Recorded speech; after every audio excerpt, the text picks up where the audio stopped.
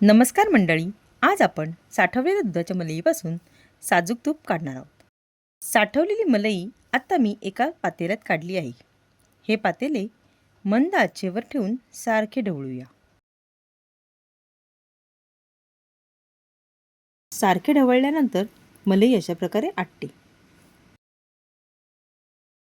असे सारखे ढवळत राहूया. अजिबात मलई पातेल्याच्या तळाशी चिकटली नाही पाहिजे.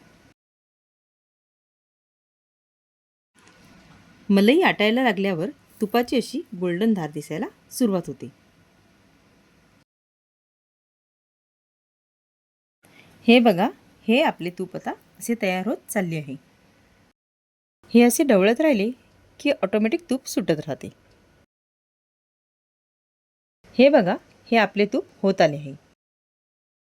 ही मलई अशी पूर्णपणे ब्राऊन होईपर्यंत ढवळत राहायचे, म्हणजे आपले तूप कच्चे राहणार नाही. आता बघा, आपली मलई ब्राउनीच झाली आहे. आपण आता गॅस बंद करूया.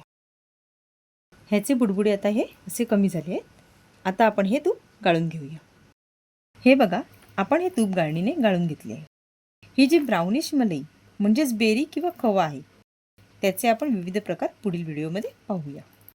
आता हे आपण गाळून थंड केलेले तूप मी स्टीलच्या डब्यात स्टोअर केले आहे. आपण काचेच्या बरणीतही स्टोअर करू शकता.